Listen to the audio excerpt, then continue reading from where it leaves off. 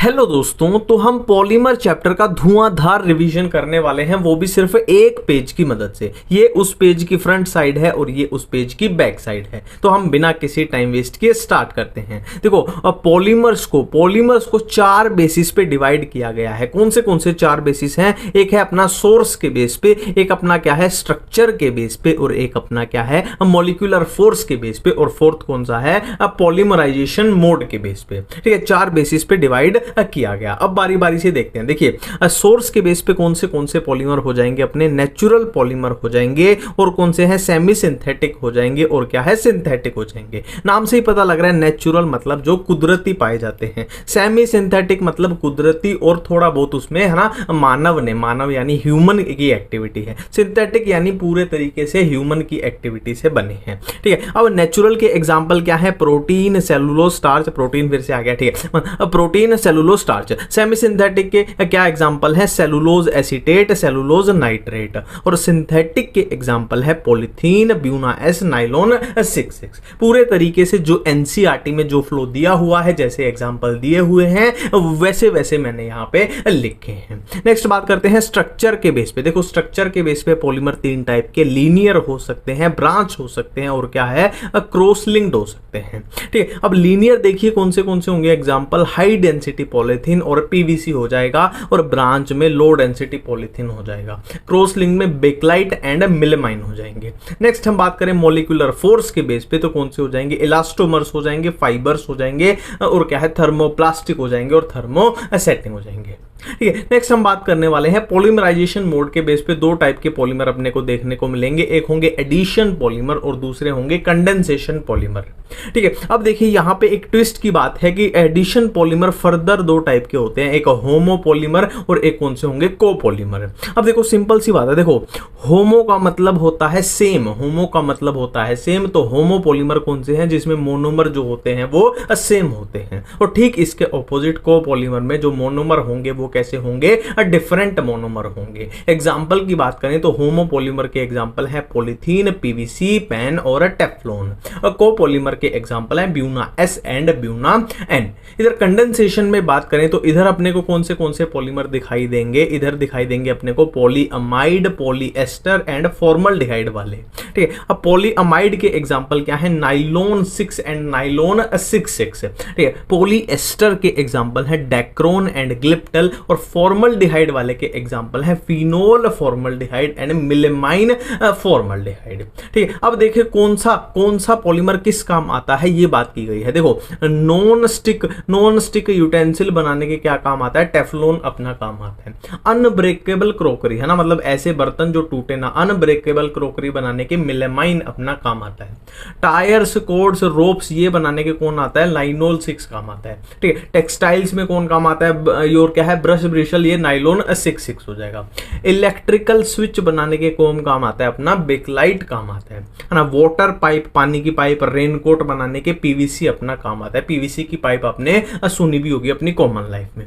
ठीक है, नेक्स्ट है ओरलोन या एक्रिलोन बनाने के कौन काम आता है? अपना पॉली एक्रोनाइट्राइल। देखो, एक्रिलोन, एक्रोनाइट्राइल ये रिलेट हो जाएगा। ठीक है, ये होता क्या है? ये वूल के सब्स्टिट्यूट है, वूल यानी ऊन के ये सब्स्टिट्यूट होते हैं। अब देखिए नेक्स्ट, देखो हमने यहाँ पे दो टाइप के पॉलीमर देखे थे, एक एडिशन पॉलीमर देखे थे, कंडेंसेशन वाले देखे थे। ठीक है, तो यहाँ पे टाइप ऑफ पॉलीमराइजेशन बताई गई है कि एडिशन पॉलीमर में कैसी टाइप की पाई जाएगी? चेन ग्रोथ टाइप की, और कंडेंसेशन में स्टेप ग्रोथ टाइप की। डायरेक्ट अपना क्वेश्चन आता है। ठीक है, नेक्स्ट हम बात करते हैं रबड़ के बारे में बात करने वाले हैं। नेक्स्ट हम बात करने वाले हैं किसके बारे में? रबड़ के बारे में। तो रबड़ यहाँ पे दो टाइप की हो सकती है, एक नेचुरल यानी कुदरती, एक सिंथेटिक यानी जो बनाई गई है ना आर्टिफिशियली। ठीक है, अब नेचुरल रबड़ का फॉर्मूला क्या होता है? नेचुरल रबड़ का सिस पॉली आइसोपरीन। ठीक है, अब देखो पॉली यानी पॉलीमर है किसका? आइसोपरीन का पॉलीमर है। सिंपल सी बात है, ये है अपनी पॉलीक्लोरोपिन है ना। देखो, पॉली यानी पॉलीमर है किसका पॉलीमर है? क्लोरोप्रीन का पॉलीमर है। ठीक है, और इसका दूसरा नाम नियोप्रीन भी होता है, सिंथेटिक रबड़ का। ठीक है, अब देखो पॉलीमर है आइसोप्रीन का, मतलब अपने को आइसोप्रीन का फॉर्मूला भी आना चाहिए। तो आइसोप्रीन का फॉर्मूला होता है 2-मिथाइल-1,3-ब्यूटाडाइइन। ठीक है, और यहाँ पे अपना पॉलीमर किसका है? क्लोरोप्रीन का है, तो क्लोरोप्रीन का फॉर्मूला भी आना चाहिए। तो इसका फॉर्मूला क्या होता है? 2-क्लोरो-1,3-ब्यूटाडाइइन। फर्क क्या है? देखो यहाँ पे क्या था? 2-मिथाइल था, यहाँ पे मिथाइल की जगह, सिंथेटिक वाले में मिथाइल की जगह क्या आ जाता है? क्लोरीन आ जाता है। ठीक है। एक यहाँ पे देखो, यहाँ पे एक क्वेश्चन देखो, गट्टा पर्चा किसको बोलते हैं, ये क्वेश्चन नीट में पहले पूछा भी गया है। देखो हमने यहाँ पे रबड़ की बात की थी, तो रबड़ कैसी थी, सिस पॉली आइसोप्रीन थी, सिस, ठीक है। बट अगर इस सिस का ट्रांस अगर हम कर देंगे, ट्रांस पॉली आइसोप्रीन, इसको हम गट्टा पर्चा बोलते हैं, ठीक है, सिंपल है। और ये क्या थी, नेचुरल रबड़ थी अपनी। नेक्स्ट ये देखते हैं वल्कनाइजेशन ऑफ रबड़ क्या होती है। वल्कनाइजेशन नाम आती है, आपको याद आना चाहिए कि रबड़ और सल्फर का संगम कर दिया गया है, इतनी बात आपको याद आनी चाहिए, ठीक है। अब हम बढ़ते हैं आगे। अब देखिए हम बारी बारी से एक एक पॉलीमर की बात करते हैं। देखो ये अपना पहला पॉलीमर है पॉलीइथीन। देखो सिंपल सी बात है, पॉली वर्ड किसके लिए यूज हुआ है, पॉलीमर के लिए। ये पॉलीमर है किसका, इथीन का पॉलीमर है। और इथीन कैसा दिखाई देगा, तो सिंपल सी बात है, ईन है मतलब डबल बॉन्ड आएगा, और इथ मतलब 2 कार्बन होंगे, तो ये अपना इथीन हो जाएगा, और इसी का पॉलीमर अपना हो जाएगा पॉलीथीन। अब देखिए कमाल देखिए, देखो यहाँ पे क्या है, ये 2 हाइड्रोजन है, यहाँ पे 2 हाइड्रोजन है, तो मैं अगर एक हाइड्रोजन हटा के यहाँ पे क्लोरीन लगा दूं, तो ये बन जाएगा अपना, क्या बन जाएगा, ये अपना बन जाएगा विनाइल क्लोराइड बन जाएगा, अगर यहाँ पे क्लोरीन लगा दूं मैं, ठीक है। और उसी का पॉलीमर क्या बन जाएगा, सेम पॉलीइथीन की तरीके से पीवीसी, पॉलीविनाइल क्लोराइड बन जाएगा, ठीक है। अब देखो आगे कमाल देखो, अब आगे कमाल देखो, देखो यहाँ पे 2 हाइड्रोजन थे, अगर मैं हाइड्रोजन की जगह फ्लोरीन लगा दूं CF2, और ये भी हो जाएगा अपना CF2, तो ये अपना क्या बन जाता है, ये अपना बन जाता है ये टेट्राफ्लोरोइथीन बन जाता है, और इसका पॉलीमर को हम टेफ्लॉन बोलते हैं, ठीक है। आप देख रहे हो हम हाइड्रोजन से सिर्फ खेल रहे हैं, हाइड्रोजन को हटा हटा के सेम इथीन की तरीके से, ठीक है। नेक्स्ट है एक्रिलोनाइट्राइल, इससे बनता है पॉली एक्रिलोनाइट्राइल। देखो पॉली यानी पॉलीमर है किसका, एक्रिलोनाइट्राइल का। सिंपल सा क्या करना है आपको, सिंपल सा क्या करना है, यहाँ पे 2 हाइड्रोजन थे, एक हाइड्रोजन की जगह आपको CN लगा देना है, तो इसका पॉलीमर अगर बना दोगे, ये अपना क्या बन जाएगा, देखो ये एक्रिलोनाइट्राइल बन जाएगा, और इसका पॉलीमर बन जाएगा पॉली एक्रिलोनाइट्राइल, ठीक है। नेक्स्ट बात करते हैं हम 2 की इकट्ठे बात करने वाले हैं, किसकी किसकी, 2 की इकट्ठे बात करने वाले हैं।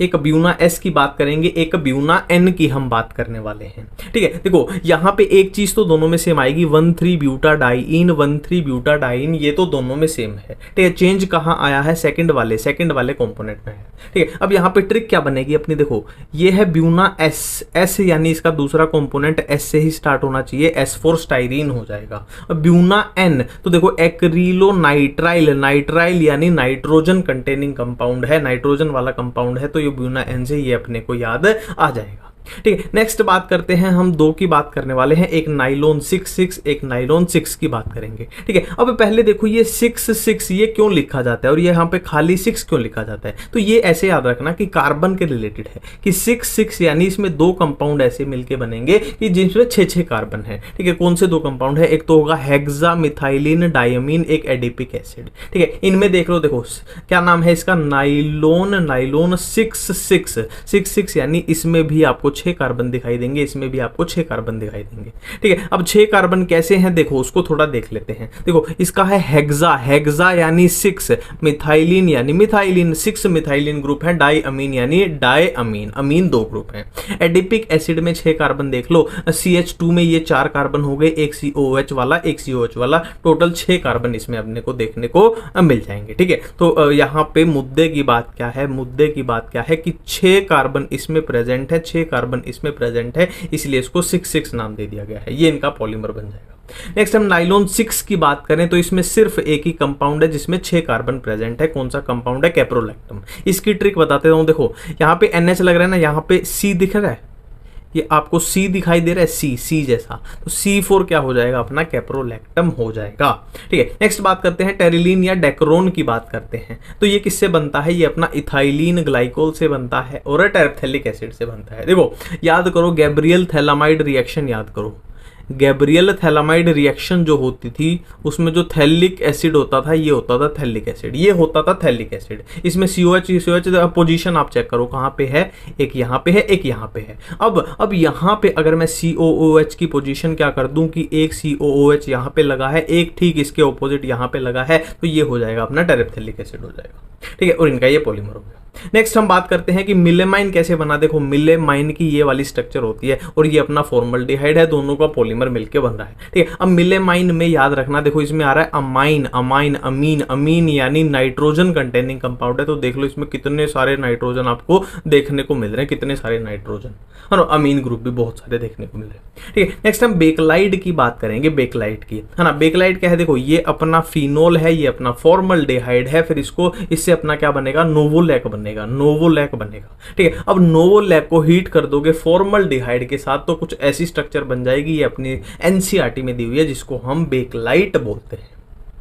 ठीक है, अब यहाँ पे बायोडिग्रेडेबल पॉलीमर अपने को दो टाइप के देखने हैं, एक PHBV और एक नाइलॉन 2 नाइलॉन 6। ठीक है, ये देखने हैं, नाइलॉन 2,6 देखना है और एक PHBV देखना है। ठीक है, अब ये अपना PHBV है, ये कैसे बना है, ये बना है 3 हाइड्रोक्सी ब्यूटानोइक एसिड और 3 हाइड्रोक्सी पेंटानोइक एसिड। देखो सिंपल सी बात है, इन चैप्टर्स में मैक्सिमम चीजें याद करनी पड़ती हैं, जैसे ये आपको याद करनी पड़ेंगी कि ये बायोडिग्रेडेबल था PHBV और इससे मिलकर बना था।